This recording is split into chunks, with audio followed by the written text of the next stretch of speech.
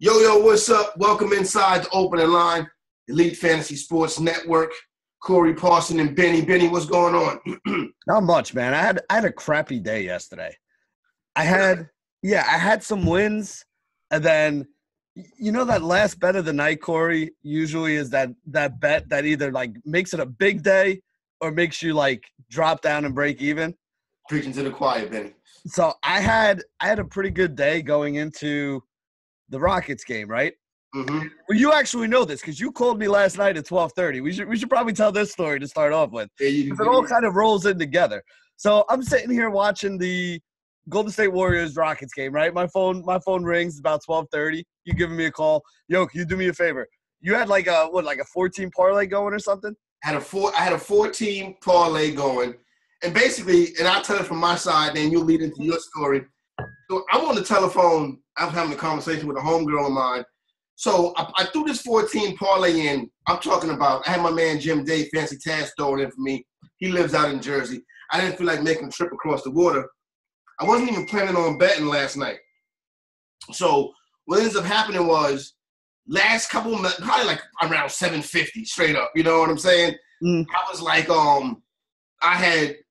I like the Bucks tonight, whatever. I was like, I like the Bucks. I had saw a stat where 73% of NHL Game 7s are won by the home team. Okay. And then I had saw another stat about the Los Angeles Dodgers dominance in first fives. Like the Dodgers are straight up on a streak where they are winning the first 5 innings of every game. You know what I'm saying? Okay. And then I had the Golden State Warriors last night. So as the night is playing out, I'm like, this parlay is hitting pretty easily, you know? But Benny, I've had so many bad beats that included the Houston Warriors, right? And I'm sitting up there like, I'm sitting up there watching it, and I see the comeback getting ready to happen, whatever. And I just go in to log in to see the score of the baseball game, right? And when I saw that I hit the first 3 bets, I saw my cash out option sitting at $50 short of what the entire bet would pay out. Mm. And I'm getting the Golden State Warriors lose their lead. I can't cash out from New York. And I'm like, damn, Taz is probably asleep. But I'm like, Benny's up, though. All right, so let me take it and run with it from here, right? So you called me. You were like, yo, can you do me a favor? Can you log in and cash out this bet for me, right? Like you were like, Kevin Durant. This was right after the Durant injury. Yep. You're like, yo, Durant just went down. I see this shit coming. I do not want to be sitting here sweating this out like this. Let me get out of this right now with most of my money, because I already hit the first 3 legs, was up. So I was like, yo, that's a good idea, right? So I was like, all right, no problem. So I logged in for you, blah, blah, blah, blah, blah, did what I had to do, cashed you out. So then I'm sitting here saying to myself, like, yo, Corey's got a point. There's no Kevin Durant right now. I'm like, Houston's on a little bit of a roll right now. I'm like, yo, let me see what kind of line I can get on Houston right here. I'm like, if it's even money, I'm taking it. So I go and I look, and it's plus 120, right? And this is what I want to say maybe like a minute, maybe 2 minutes left in the third quarter, right? Somewhere around there. It was right before the fourth quarter started. So I was like, all right, let me put it in. So I put it in at 120, right? And they were down like 3 or 4 points at the time, I think. So anyway, third quarter ends, right? So it's a 1-point game. I think it was 89-88 or something like that. So I'm like, yo, I might be able to get another bet in. Let me look and see what it's sitting at. So it actually went up from 120 to 125. So I was like, I got to hit this again, right? So I hit it again. I have plus 125.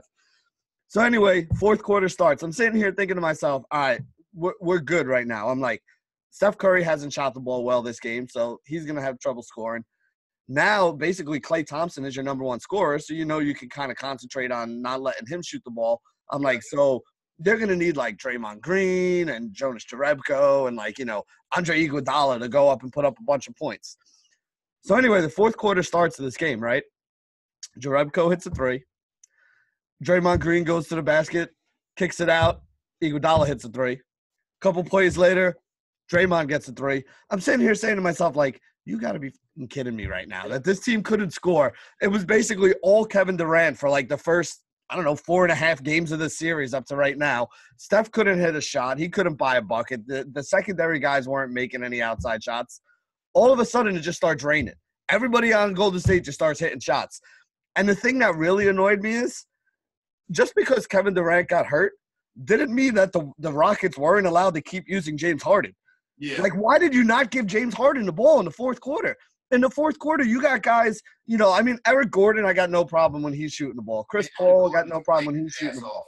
But, like, I don't want P.J. Tucker in the corner shooting threes. I don't want Austin Rivers playing hero ball, trying to knock down, like, step back three-pointers. Like, play your role. Do what you're supposed to do. That game to me last night, I was sitting there saying to myself, like, again, won some money betting on Tottenham early in the day in the soccer, won some money on the Bucks, literally gave all that money back, waiting for the Houston Rockets to win that game without Kevin Durant. I've been on like I said, side of that. Yeah, it was one of those nights for me where I thought I was going to end up having a big day, and at the end of the day, I think I lost $7. Oh, that's well, yeah. I bet $1,500 yesterday, and I had a $7 loss. I'm like, it's like, what's the point? That's crazy because, like you said, you were up. You know what I mean? And you see, the funny thing about it is, with these Rockets and Warrior games, it's like I've been on the wrong side of these games a lot. Yep. So I saw it coming. Now I ended up losing. The cash out cost me $90, but I'm fine with that, Penny. You know what I'm saying? I'm fine. I mean, listen, you made money. That's the point. The point is to make money, right? And sometimes you have to, I think bankroll management, one of the big things people need to understand is, like, not doing dumb stuff, like not giving away money is a big deal, So, like, if you're sitting there and I don't even know what the bet, it was like a bet that you were already up like 5-6 times on what you bet on it. Yeah. So at that point, it doesn't make sense to, like, push something because, again, if the game would have worked out the other way and Houston wins, you get zero. I got the walk away with zero. I mean, all the hard work to get to that point, you walk away with zero. So I had no problem with cashing out there for you. Again, it didn't work out well, but you can't think about it that way. Like, I left $100 on the table or whatever. I'm not tripping off of that. Yeah, no, you're sitting there saying to yourself, I got a couple extra $100 than I would have had in my account. So, like, that's the way you got to look at it. So I think you did the right thing. Like I said, it didn't work out for me. But again, if you tell me that the best player on the other team is going to be out for a fourth quarter of a game that's basically tied, I'm always going to be looking to get plus money on the other team. So I'm not upset that I made the bet, just upset that it didn't cash and break out. And that's the thing about it is, listen, to hammer Houston, and at that time right there, especially if you've seen how these games have played out over the course of the entire season and last season, that was the correct and the proper bet to make. So, Kevin Durant, before we get into the rest of the night, everybody just obviously went to go speculating about an Achilles injury, which would have been a death nail to the Golden State Warriors and to the New York Knicks. You know what I'm saying? Because now you got to sign Kevin Durant and he's hurt. You know what I'm saying? So now they're reporting that it's a calf strain. MRI is going to be today. Right. Like Steve Kerr said that he was assured that it was not a Achilles injury. Wojnarowski came on ESPN last night and said that he has also been told it is not a Achilles injury. Right. Kevin Durant seemed walking around the locker room last night in good spirits. With that being said, Benny, a right calf strain is not like, okay, I'll see you in 48 hours. Yeah, and that's the thing. I mean, it might not be the worst-case scenario that everybody was expecting it to be with the Achilles, but he's still hurt. Like, he's not 100%. I mean, this is definitely an issue. What I think is going to wind up happening, Corey, and you tell me if you think I'm crazy here, I don't think he's playing Game 6. Nope, I agree. I think they're saying, listen, we're up 3-2. We'll go back to Houston. If we can win without him, we win without him. If not, though, we want to give him as much time as possible to get him ready for a Game 7, which is something that we're going to have to win. And it'll be back in our place. It gives them a couple days rest before it comes in and happens. So I think at a minimum, that's what they're hoping for. Now, again, this is all speculation because we have no idea what the MRI is going to show today. We don't know how serious this thing is. It looks like they avoided the worst-case scenario, and he avoided the worst-case scenario. But like you said, this is still not like, you're not getting Kevin Durant at 100% stepping back out on the floor right now. So you're really going to need to see if the rest of these guys can step up. I mean, Steph Curry has had a pretty subpar series from start to finish here so far. He's a much better player than we've seen. The question is he going to be able to step up and, be the guy that we've seen him be, where he's knocking down shots, putting up points, racking up the assist and is basically unguardable on the outside because he's just blowing by everybody. That's the guy that he kind of looked like last night in the fourth quarter, which is why they won that game. Can he sustain that now through the last game or maybe even 2 games if Houston steals game 6? Can he sustain that for the rest of the series right now? Because for the first 4 games of the series, we really didn't see this Steph Curry. No doubt, Benny. I was looking at some stuff on Twitter with Warrior fans kind of going back and forth, saying that last night's fourth quarter that's the heart and soul of it.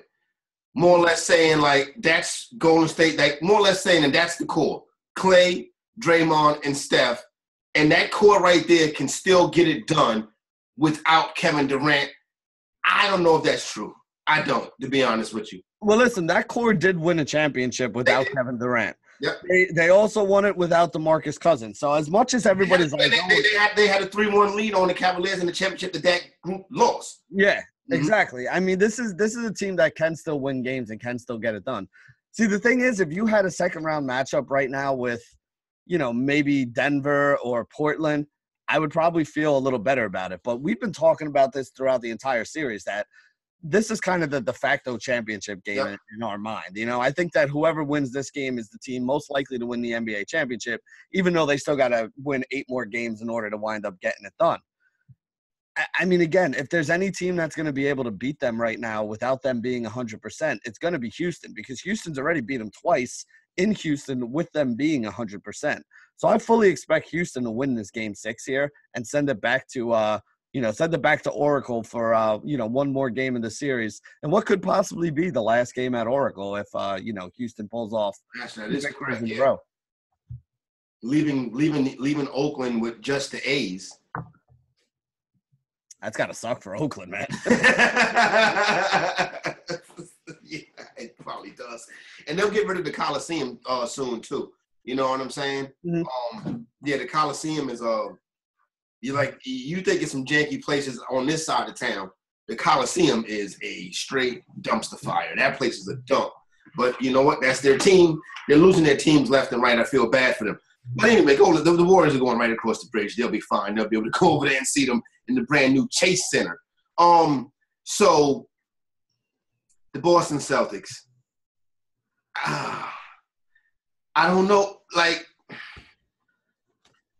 it's not even about what's on the court. It's about the locker room and what happens from here. Kyrie last night kind of hinted toward it, saying that, you're going into the offseason kind of to see what's next. What's the coach name? Brad Stevens took accountability for it, saying, okay, this was my fault. You know what I'm saying? It was a bad job on my end. Once again, reports of Terry Rozier, being upset, very upset, more or less saying this ain't how this season was supposed to be. Mm-hmm. A lot of internal strife on that team right now. And Benny, just what do you make of that locker room situation in Boston, or what it was this season? Because it started, from what I read this morning, it started as far back as, I believe, sometime in January. It started back in October. Brad Stevens said he sort of disconnect early with Kyrie and the younger players back in October in training camp. Mm-hmm. It was incident in November when the team was like 10-10, got to a slow start. There was an incident where obviously that sides were drawn between Irving and the younger players. But then when it really got going is when Kyrie Irving made the call to LeBron, saying, now I understand what you're talking about. And at that point, essentially, he lost the team right there. Benny, he was flat out terrible last night. Son shot 2 air balls in the first quarter. Yeah, I mean, you could even tell by his body language that it didn't look like he wanted to be there. So you just gave me a whole lot of stuff to talk about here. So let's start at the top with the coach, right? Brad Stevens, part of your job as a coach is to keep that locker room together. So he obviously didn't do a good job. The thing that I like about him, though, is he took accountability for it. As a coach, when things go wrong, you take the blame and keep it off your players. When things go right, you give your players all the credit. And Stevens does that. So from that side of it, I kind of am on board with him. That I think he did a great job coaching this team. No, not really this year. But there were some kind of, guys that were pulling in different directions and stuff. Sometimes it's, that force is stronger than anything you can do as a coach. So we'll start with there. Then we'll move to Kyrie. All right. So Kyrie is gone. People are talking about will he resign or what is Boston going to do? To me, there's like a 99.9% chance Kyrie Irving is gone. Now, where he's going to go, I don't know. Maybe it's the Knicks, maybe it's the Nets, maybe it's the Lakers, maybe it's some other team out there that we're not even thinking about yet. But I do not see Kyrie Irving in a Boston Celtics uniform next year. He's not the only guy, though, that they have, basically, might be losing. Al Horford has a player option, which he may or may not take. Marcus Morris is a free agent who's going to be going. And then Terry Rozier, who you mentioned, is an unrestricted free agent. So he's got a chance to test the waters. Somebody may re-sign him. My guess is Kyrie leaves, they re-sign Terry Rozier. I'm assuming Al Horford's going to take his player option. Maybe he wants to go test free agency one more time, but I'm assuming he's going to take it. Well, why not? I mean, let's see if you can get a final contract. See if you can get that last big contract. Well, that's the thing. I mean, that's what he has to decide is, do I want to go out there and see if I can get somebody to give me one more, 3 or 4 year, $50 million kind of deal? Or do I just want to take this year right now and then take my chances next year and free agency? So I don't know again, it's way too early. The game, they haven't even been, on vacation for 24 hours. Exit interviews will probably be today. Yeah, I mean, guys haven't even cleaned their lockers out. So we have no idea what's going to wind up happening there either. Whether or not they bring back a guy like a Marcus Morris really comes down to whether or not they're going to make a move for Anthony Davis, right? Like, Anthony Davis is still technically under contract, so you got to trade for him. You're not getting him, he's not a free agent. You're not just able to sign Anthony Davis right now. So which guys are they going to still have under contract? What pieces are they still going to have there in order to make an Anthony Davis trade, right? I mean, Kyrie is leaving right now. That was a big piece you could have traded. A guy like Marcus Morris would have been somebody who you could have included there because he can play that power forward, small forward position. I don't know how they're going to get it done. I mean, if you have to trade Jason Tatum.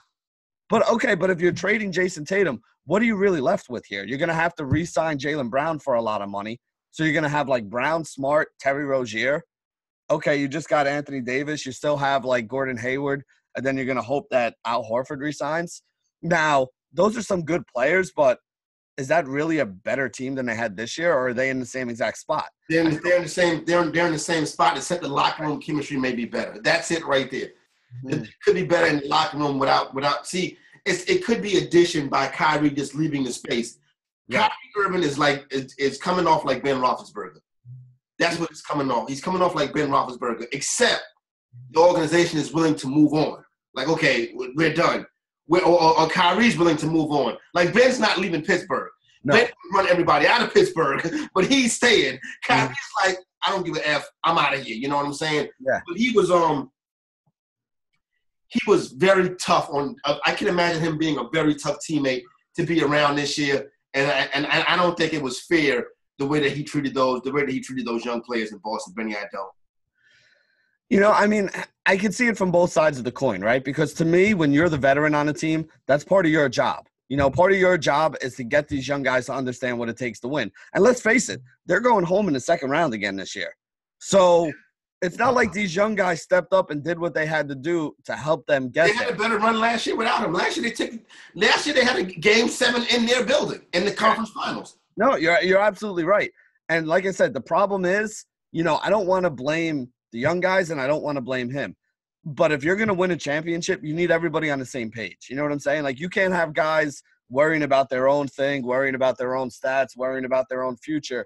You need everybody buying into the fact that our one goal as a team is to win a championship. If that means that my shooting has to sacrifice, or you got to sacrifice some minutes because we got somebody else who also plays your position, you got to be willing to accept that role. And I feel like from top to bottom on the Celtics roster, there's a whole bunch of guys who weren't willing to accept the roles that they were given. From Kyrie to Terry Rozier. There's a whole bunch, even Jason Tatum, all the way down. There are guys who, at times you saw it on the court with the Celtics team basically playing hero ball. Yeah. When they needed big shots, it was, well, I'm going to take care of this for us. I'm going to take care of this for us. I'm going to take care of this for us. Instead of, I'm going to make the right basketball play. I'm going to drive. If I draw your man, I'm going to kick to you open in the corner. Or, I'm going to, we're going to run. That's how Golden State played the fourth quarter last night.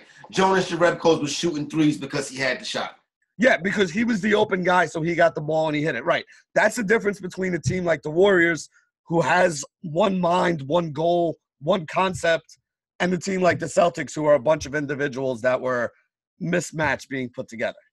Yeah, no doubt. It's funny how these things can happen and how this thing can unravel. Basically, I believe it was a game against the Orlando Magic back in January, and they were down 2 points or something like that. Mm-hmm. And Stevens drew up the play. The play didn't go to Kyrie. And Kyrie at that point was like, he goes back to the locker room and he's like, listen, what are we doing here? And from then on is when it really started to unfold. He made the phone call to LeBron after that, and so you have it. But it's funny when you mentioned, Benny, that situation unraveled. In Golden State, they had a situation that could have been just as worse, but they were able to pull it together because, and it's around the same thing. It was around hero ball, you know what I'm saying? Mm-hmm. Draymond Green, more or less telling Kevin Durant that clapping your hands for the basketball, you do that in OKC. We don't do that here. You know what I'm saying? And, and more or less telling him, you run down, I take the ball out.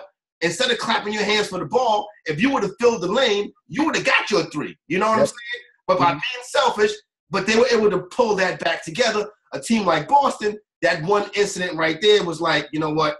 Everybody checked out. And I think you really, at that point, Benny, it looked like that I played the Bucks money line, but the Bucks -9, I was like, man, this is a lock because Boston just is rolled over, and that's exactly what they did last night. Yeah, the thing that really kind of gets me with this Boston team right here is, the way they looked in game one, right?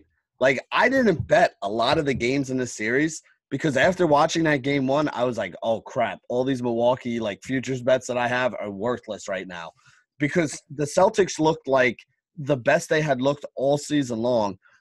And it looked like they knew how to beat the Bucks. They were making Giannis shoot from the outside. They were getting a hand in the face on Middleton on every one of those shots.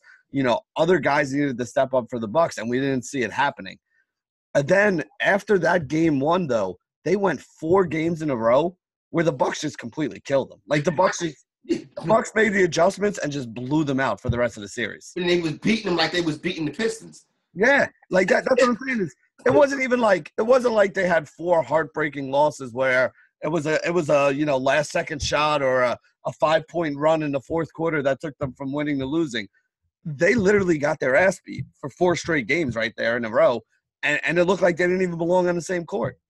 Yeah, you're 100% correct in that one right there. So Milwaukee Bucks, they move on. The Boston Celtics, they're going fishing, and Kyrie Irving probably seen his last days with that team. I know you'd be like with the kids and busy and stuff like that in the evening time, Benny. I don't know how much TV you get to watch, but do you ever get a chance to catch the 2 mainstream gambling shows, Daily Wager and Lock It Up? Not usually. I basically make dinner and listen to our live stream, and then I make my lineups, and then I get the kids ready for bed and all that, and then I just sit on the couch and watch whatever games are on at night, NBA, all that. So other than Game of Thrones, I really don't have many television shows that I watch. Yeah, I record both the joints. Both of them are very good shows, actually, which I didn't think they were going to be because normally when the mainstream gets into something like this, they mess it up. The ESPN show Daily Wager is very good program. They have a very good handicappers on that show. The Fox Sports one, I'm not the biggest Cousin Sal guy. You know what I'm saying? Yeah.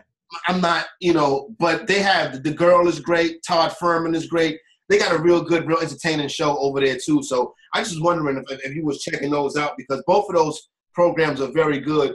I believe Daily Wager, it's probably like when you're in the middle of your lineups, whatever. I think the Fox Sports one may come on around 4:30 or something like that after that stupid ass show with Jason Whitlock go off. So I don't watch them. I don't like. See, I'm like, I can deal with some of that stuff. Like, I can't do First Take. You know what I'm saying? Like, I can't do First Take because First Take is so, made to say outrageous things. You know what I mean? Yes. Don't get me wrong, I'm a big Stephen A. guy, but I just can't do First Take. I love Max Kellerman, too. I just can't do First Take. Skip and Shannon, I love Shannon Sharp. I think Shannon Sharp is great. I'm a big Skip Bayless fan. Nobody else likes Skip Bayless. I hate Skip Bayless. Yeah, I love Skip Bayless. I hate Skip Bayless. So I'll turn that on. You know what I'm saying? I like Rob Parker being a guy from New York, and Chris Broussard is a cool cat too. Some of the people they have on the show. So I will watch that one. But other than that, I really don't catch. I'm not watching Colin Cowherd or Jason Whitlock, any of those guys right there. But I will watch the gambling shows also. So just wanted to throw that out there. Back to this draft right quick, Benny. I got a couple of players once again I want to get your opinion on. Let's go. You know what? I messed this damn draft board up. I had it. It sends you an email because I don't like my inbox to get flooded with all of these emails. Yeah. So you have them. My settings has it where email me at the beginning of the round, and then they'll send me an email when I'm on deck. Okay. So I go in there and I set up my queue. So I meant to set my queue last night when I got the email for Andrew Luck and James Washington. Okay. I set my queue for the next 2 rounds. And I didn't even think about it. I woke up this morning and I'm like, I got James Washington and Corey Davis. Well, the dude right in front of me took Andrew Luck. And then my computer just auto-picked the next 2 picks. Yeah. Like, shit, you know what I mean? Because I wouldn't have took Corey Davis. With that being said, Corey Davis has always had this tremendous upside. We've seen flashes of it, Benny, but I don't know how to – I guess having him in best ball is probably the best way to have him because I would think that trying to figure out a way to put him in your lineup every week has got to be a pain in the ass. Yeah, well, I mean, it goes back to what we talked about a couple weeks ago with Marcus Mariota, right? Like, I mean, that's the thing. Like, there are games where Corey Davis can look like a superstar, but it comes down to who's getting him the ball, and Marcus Mariota hasn't been consistent getting him the ball. Plus, the other thing that kind of screws that up is that they've been a run-first offense for, the last couple of years. So you're not getting the consistent volume that you would really want. I mean, Corey Davis is their number 1 receiver, and he's good. He's talented, but he's just not consistent. And it's not necessarily his fault, but same quarterback back this year, probably the same type system. So how much can you really expect to change what he's had? But like you said, best ball is probably the best place to have him because he does have big games every once in a while, and he does have that kind of ability. Oh, yeah. That's basically it. Super talented, but I don't know if the system is where it's at right now. I'm excited about James Washington. I pulled him up the board, honestly, Benny, because Pittsburgh still like Emmanuel Sanders, Mike Wallace, Antonio Brown, Juju Smith-Schuster.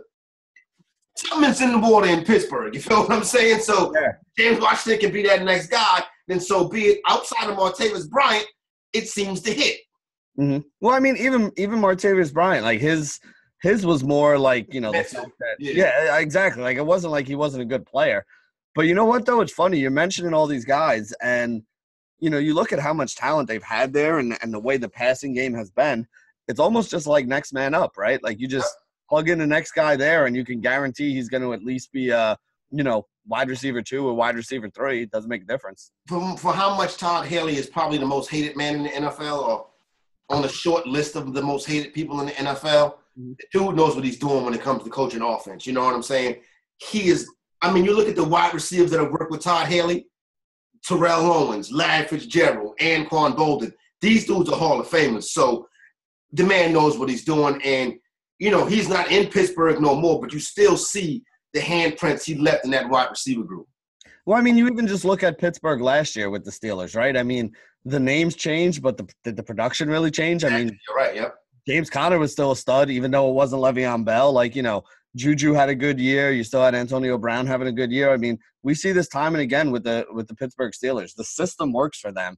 It's just a matter of, having pieces that they plug in and, kind of letting those guys go. So where did you get him, by the way? What round are you guys in? I took him in the 7th. I like that. That's fine. That was me pulling him up, you know what I'm saying? Because he probably would have been there a little bit later on also. I was like, the people on the board and ahead of him were like Dante Pettis, Larry Fitzgerald, Emmanuel Sanders, who I like, but Emmanuel Sanders is going to come to an end. And that last year was probably the beginning of it. And also you had Golden Tate and Sterling Shepard. I do think there's going to be some value in that New York Giant wide receiving crew when I say value, I mean like, you know, a wide receiver 3 or plug-and-play guy or something like that, I'm willing to bet it's Tate more than Shepard. What do you think? I don't know because I don't know how they're going to use two guys that play the exact same position. True. And that's why I don't understand. Like, whichever one of those guys gets pushed to the outside is going to underperform. Whichever one of those guys gets to play the slot is probably going to be the guy who sees all the targets. Because I don't even know if Eli Manning can throw the ball outside anymore, right? Isn't that the point? You know what the problem last year? I mean, what are you going to do? You're going to send Golden Tate on fly routes? Like, Eli's not going to hit him. It's going to be a waste. So I don't know how they're going to use those two guys. I mean, I would assume Tate because to me he's the more talented, but really, like everything Shepard has done that's been positive has been out of the slot. So now what are you going to do? You're going to try to move this guy outside? Like, again, I don't know what Gettleman's doing. None of what he's doing makes sense to me. Yeah. They have a whole bunch of players that play the same position. They don't have the kind of guys that they need, the big-time players, the playmakers that they're really going to need. They have a whole bunch of underneath receivers. Like Evan Ingram's an underneath receiver. You know, Tate's an underneath receiver. Shepard's an underneath receiver. None of that makes sense to me. Like, I can't look at the Giants and say, oh, I understand what they're doing because I have no idea what they're doing. How do you feel about Robby Anderson? I love Robby Anderson. I'm the president of the fan club, bro. That's my I love Robby Anderson. Makes sense. Listen, that's the kind of guy that the Giants don't have. It's somebody who it's somebody who can take the top off of defense. And I don't think people realize how fast Robby Anderson is. Like he can get behind any defense. Any defense. No, that's why I love him. Robby Anderson can play, and I've won a lot of money dealing with Robby Anderson over the past couple of years. And one thing about Robby Anderson, he's one of the players that I'm always right on. Like when I put Robby in two seasons ago,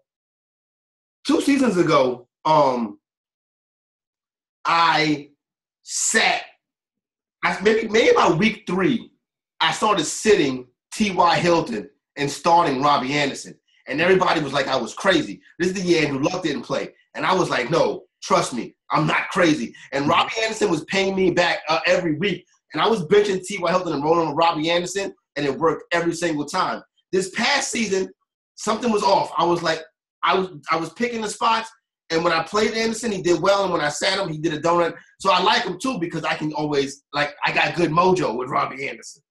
So 2 years ago, I had him on every single team that I had. Yeah. And literally every single team that I had. Now, again, maybe it was my Jet fan bias, but, you know, he had that streak where he had like 5 games in a row where he scored a touchdown. Yep, he sure did.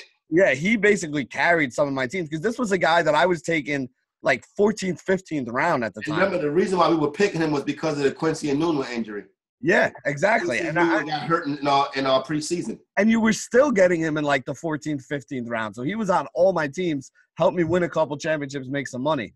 Last year, the best call I had in DFS the entire season was when they played the Broncos, who were bad at covering deep passes. And I called Robby Anderson for 2 touchdowns, and he scored 2 touchdowns. It was like plus 1,800 was the bet that I got on him. So that paid a lot for the 2 touchdowns, and I had him everywhere in DFS. Won me a whole bunch of money that week. So, like I said, president of the Robby Anderson fan club. Plus, he got pulled over for drunk driving and told some cop that he was going to mouth bang his wife, which I thought was the greatest thing. That was wild. He said how is this guy not going to jail right now? He was down in Florida. He said he was going to mouth bang her, as you said. And then he said he was going to do you know what in her eye. And the best part is he sent it to a cop. So the whole thing's on video. The whole thing's on the cop cam. Dude, that was the most amazing video when I watched that. I'm like, yo, this guy. First off, I don't know how he didn't get suspended by the league. Like I said, when it happened last year, I'm like, shit, he's going to jail, and he's definitely grabbing like a 4-game suspension. Didn't he get like a disorderly conduct or something like that at the Fry Festival or at the Rolling Loud Festival? Did he really? I mean, it doesn't surprise me. He's wild, son. Robby Anderson's a wild dude, yo. Well, he had an issue in college too. Like he went to Temple, which is the only reason why I remember him. Because back in the day, I actually played him in college football DFS back in the day. Okay. He had a big game for me back then, which is when he like first came on my radar. So when the Jets wound up picking him up, I was like, yo, I remember this guy. This guy can play. But he had something like that happened in college too. I don't know if it was, you know. I don't want to like say because I don't remember whether it was drugs or whether it was, I forget what it was, but there was some reason why I'm pretty sure like he had to sit out a whole year when he was in college. Might have even been like academics or something like that was the reason why. But I remember that was one of the things that hurt his draft stock because he had a good like sophomore year or a good freshman year, and then he had to sit out the next year, and then he came back the next season and he wasn't like as good as he was before he got hurt. But he does have a little bit of a checkered past, but he's a good football player, man. He's a guy that I like a lot for the Jets. Running backs, right quick before we get off this football. What do you think about the running backs in Denver, Freeman and Philip Lindsay? Phil Lindsay, son, NFL, every time people talk about how these draft nicks are and how great these scouts are, y'all missed Phil Lindsay last year. Nobody talked about Phil Lindsay. And really, son until late in the season, was in the running. Listen, you had Saquon Barkley, Baker Mayfield, and then Phil Lindsay as far as the best rookies in the league last year. Yeah, you're absolutely right. I mean, I made the wrong decision early in the season because I had a lot of shares going into last football season of Freeman. He was a guy that he was like 5th, 6th round. He was always available, and I was like, if everything works out here, this could be good. I sat through being a Freeman owner last year and watched Philip Lindsay game after game after game after game. So to me, it's not even a question. Like the Denver running back is Philip Lindsay. Royce Freeman is a change of pace backup guy that's going to need an injury to Lindsay before he gets pushed in there. Like Lindsay is a legit NFL caliber running back, and the guy's good, man. He's got breakaway speed. He's got the home run threat ability there. They gave him a lot of carries last year, so he can obviously take a pounding. Like, Lindsay is legit, and to me, Freeman is nothing more than a handcuff. I agree with you 100% on that one, and I'll be riding it that way. It's going to be interesting to see where the value comes into play at on Phil Lindsay, but I do think he's going to be a guy that goes either in – he may push into the 2nd round, but more than likely he'll be in the 3rd round. What I find interesting about it, because, you haven't been in the GST yet, right? What's DSC? The GST. The Greenwich Street Tavern League that we do. I've been in Greenwich Street Tavern a couple times. Now, have you been in the GST League, the Fantasy League? I feel like you were invited, but you did baseball. Yeah, I did baseball one year. I never did the football one. Because football, right. I'm usually down the shore at the end of August. I'm not giving up a beach weekend. I'm not giving up I love Vaccaro, bro, but I'm not giving up a beach weekend to sit in the bar. I'm not doing it. That's what it was. Because I remember he texted me last year. He was looking for an extra person. And he was like, what about Benny? And I remember asking you, and you was like, I know you walked away. That was exactly my answer, too. I'm like, dude, I'm at the beach, bro. This is August. I'm like, if you guys want to draft the first week in September, I'm in. I'm like, but if you do this in August, I'm not giving up a beach weekend. Nah, especially when you get to late in August, because those are the last beach weekends. You know what I'm saying? So there you go. Had a good time out there. I've never been before until last year. Me, Craig, and Michelle went down there for the Boobs Olympics, and good times were had. And marijuana was smoked and all kind of drinks were drank and they showed your boy love out there on the shore. You know what I'm saying? Yeah. No, that's the Jersey Shore is a lot of fun in the summer. That's why it's even as a married man with 3 kids, I still enjoy it. Nah, no doubt. It is a good time. So the GST, right? Son, it was me and my brother-in-law. Jesus Christ. We were standing outside the night before the GST and we were smoking a joint, whatever. And the thing about it is last year I kept getting like a top 3 pick in the draft. Like any draft I was in, I was getting like, either 1, 2, or 3. So this particular draft, I had the 2nd pick. And my brother-in-law was like, what you want to do? I was like, I'm going to go either Zeke or Bell. And he was like, I think we should go with Bell. I was like, well, I'm cool that I got Zeke a couple other places, whatever. But I'm worried about Bell and this holdout. It scares me. He goes, I'm not tripping off that holdout. I was like, all right. We go down to GST. We draft Le'Veon Bell. You know how the rest goes. And this is the GST. This is a league with Scott Angle. You know what I'm saying? And Scott Angle was the reigning champion in this league. And I'm in the same league as Scott Angle. And I'm like, I've had very bad luck in the GST, Benny. I think in 3 years, I may have 6 wins or 7 wins in 3 seasons. Wow, that's tough. I've won 2 championships. You know what I'm saying? So draft Le'Veon Bell, and of course I get out to like this 0-4 start.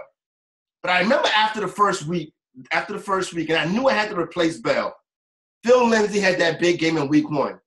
So I said, okay, I'll go scoop up Phil Lindsay. So I put $179 in fab on Phil Lindsay. I didn't even think about it. I legit, the next week, I went to go set the lineup and put Phil Lindsay in. And I'm like, oh, shit. I didn't win Phil Lindsay. Somebody paid $500 for Phil Lindsay after week 1. And I was like, this guy's a fucking idiot. You know what I'm saying? Yep. He's never going to bring you that kind of value back. Benny, I wish I'd have had Phil Lindsay. I wish I'd dropped that $500 for Phil Lindsay. It looked like a bargain by the time the end of the season came around. But, I mean, nobody knew that was going to happen. Basically, he lucked into a good situation, right? Like, the running game in Denver, the way they run their offense was always something that's been productive, and he was really the only healthy guy. And then on top of it, it turned out that not only was the only healthy guy, but the guy was actually pretty damn good. So when you started feeding him and giving him the carries, he wound up doing something pretty good. I actually have a better story for you about last year. So the one entry I had in the RotoWire online championship last year for the NFBC, I drafted it like the middle of August, right? So I had the 4th pick in the draft, and Lev Bell was the guy that fell. Somebody took David Johnson before Lev Bell. So I'm sitting there at 4, and I'm like, you know what? I'll roll the dice. I'll take the chance that he's going to play this year. Getting him at 4 I felt like was a steal. So he was my first-round pick at 4. On the way back at, 20, something like that, I took Devonta Freeman. So my first 2 picks, my running back duo, when I left the draft, I'm like, I got Lev Bell and Devonta Freeman. I'm feeling pretty good about this. And then the season started, and I was like, I got Lev Bell and Devonta Freeman. This team's got no fucking shot at anything at this point. That was my auction team last year. My auction team, my auction team, the way I put my auction team together last year was I wanted to catch. It was a guy I was a must-have. I was leaving that auction with Devontae Adams. Right. And even talking about it on radio at the table, I got a little pushback, so I got him at 39, which I was like, okay, this is cool. Uh-huh. I wanted to get mispriced players. I knew Mike Evans would be mispriced because of Ryan Fitzpatrick, but I also know Ryan Fitzpatrick don't have no conscience. Yep. So I got Mike Evans for like 27, which I thought was a steal for Mike Evans. And I had Emmanuel Sanders for like 22. So I had to play value at running back. I said I was going to catch the value at running back, and I figured the value would be Devontae Freeman and LaShawn McCoy. And I was able to get Tariq Cohen late to kind of salvage the running back position. Right. But for the most part, that was the problem right there. The NFFC this year, Benny, is doing I don't know if you saw this, they're doing a contest called the Silver Bullet. Single entry. Yep. Single entry. $1,000 a man. You know what I'm saying? I think it's 148 teams. And it's actually like shootout style. So I think the way it sets up is you're playing total points weeks 1 through 13. Right. And then you go into the championship round. Like head to head. Yeah. Okay. That's pretty cool. Yeah, I like the fact that it's the single entry thing because, with the NFFC, a lot of people don't understand. Like a lot of people that are just grabbing an entry to be in the NFFC are just grabbing one entry. But there are guys that are literally doing a draft every day for like 2 straight months that end up with like, 40 or 50 teams in some of these things that are, playing for these overall prizes. And again, there's nothing wrong with that. But, it's the same thing as like DFS to me when you got guys that are entering 150 lineups versus, like the casual player who's only throwing in one. Yeah. Like, these guys are going to win more often when they have that many things. And see, Benny, my thing is, I was of the elk where I'm going to get in that league with Vaccaro. I'm going to get in this league with Billy Waz. And then I started to realize, why the fuck am I doing this? Like, why am I playing hero ball? You know what I'm saying? Exactly. So what I started doing was the night when they go to Vegas, like they go to Vegas on a Wednesday night, when they're in the air, I'm online. You know what I'm saying? I mean, it is the softest draft. You're not going to get any of the big players because they're all out there or on their way out there to go do the big ones. But this is what I like. Like, I like a single entry because now it's me against you. You know what I'm saying? It's not me against your 15 entries or your 35 entries or something like that. We're both going to sit down. We're both going to try to get the best players we can from one draft, and then we're all going to rock and roll with it. So, like if you're going to go up, if you really want to go up against guys like myself and Corey and, guys like Vaccaro and all these other guys that we're talking about here who, have won a lot of money and have had a lot of success in these leagues, the way to do it is to find something like this where it's a single entry because now you're getting one team, I'm getting one team, Corey's getting one team, Vlad, all these other guys are getting one team to walk away with. So nobody has an advantage based on, well, yeah, my first team that I drafted sucked, but my second team is great. You know what I mean? Whereas, the average person doesn't have a bankroll to throw, $10,000 worth of entries into an NFC pool or something. Exactly. So there you go right there. That should be fun. Let's get on to tonight's action, Benny. And like I said, we don't have no soccer, so that sucks. But Ajax won yesterday, and I was not the only person. They didn't win yesterday. Ajax lost. Yeah, Tottenham won, which is what I said at the beginning. That's how I started my day off right, and then I gave it all back with the Houston Rockets at the end. Full disclosure, I was not the only person on television or in the internet yesterday to call them Ajax. A lot of people did, yeah. They pronounce it like a Y. It's like Ajax is they say it. Toronto and Philadelphia tonight. I don't know if Joel Embiid got the bubble guts or what the case may be, but Toronto was a 2-point favorite. I actually like Toronto in this game, Benny, but this is a tough call for me. I like Toronto to close them out, actually, to go on to Philadelphia and get the win tonight. I think that 76ers could be in a bit of a disarray. But then again, I don't want to sleep on the Sixers because they got Jimmy Butler. They got a lot of talent. They are at home. But if they lose this game tonight, it's going to be a mutiny in Philadelphia. Oh, without a doubt. And listen, we talked about this. There was one game where Joel Embiid showed up and was Joel Embiid, and that was game 3. And then when Joel Embiid showed up and played like Joel Embiid, the 76ers looked very tough and like they could win this series and make a run all the way to the finals here. The problem is that was the only game we saw Joel Embiid be Joel Embiid, So, I can't count on that happening. If Joel Embiid doesn't go out there and have a big-time game where he scores 25 or 30 and grabs 10 or 15 rebounds and really helps carry this offense, Ben Simmons is giving you nothing being guarded by Kawhi. Tobias Harris is a solid player. JJ Redick is going to hit some shots, but it's really all Jimmy Butler right now. So, for fantasy, I got to do the basketball article today. I'm definitely playing Jimmy Butler today in fantasy. It just makes sense for me to do so. But to me, Toronto is going to win this game. The 76ers have not figured out how to guard them. They tried to go straight up one-on-one, and Kawhi Leonard killed them the first couple games. Yeah. The last game, they started trying to double Kawhi and getting the ball out of his hands, and that's when you started seeing all these other guys start making shots and start making plays. Kyle Lowry had a big game last game. I played Danny Green in DFS last time. He had 5 or 6 threes in that game, finished with a big game for himself. Yeah, Green prop bet in the first half that night. Yeah, and that's the situation that they're at now is the 76ers are at least trying different things, but they haven't figured out how to beat Toronto. And I don't think doubling Kawhi Leonard is the way to go about doing it, which means they're probably going to go back to just straight-up single coverage tonight after it didn't work the other day. So I'm expecting a really big game out of Kawhi Leonard tonight being single covered, and I'm expecting Toronto to win it. So I like Toronto, and I would take any over 30-point bet on Kawhi Leonard as well. Okay. You're on the Toronto is the public is right now is favoring Toronto, and the wise guys are on Toronto also. Total sitting at 213. I think the under is probably in playing this one. What do you think? I don't want to touch the over-under because basically a lot of these games have been turning into blowouts, one way or the other too. Not just, Toronto blowing them out. When Philly won, Philly won in Philly the last time, or the first game, I think it was game 3 or so. They beat them by a pretty decent margin. So I'm not messing with it because I have a feeling that tonight's game is going to end up as an easy victory. It's going to be a 111-101 game or something like that, or, a 110-98 game.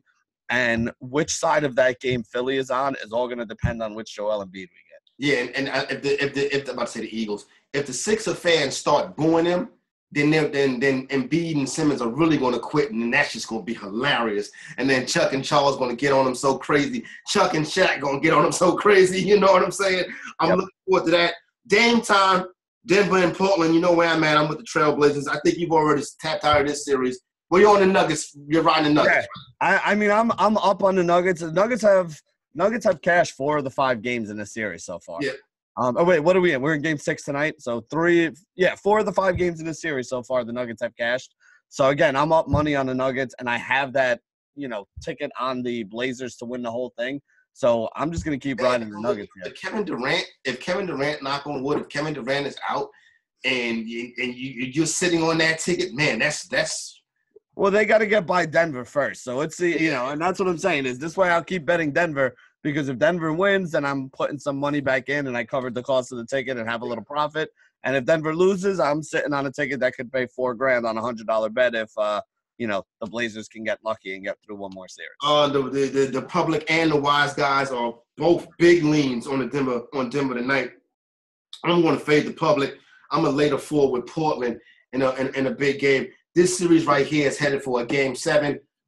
Houston and Golden State also headed for a Game 7. That both Game 7s would be on Sunday, so we don't have no NBA on Saturday. So enjoy these ones tonight. Benny, big piece of chicken.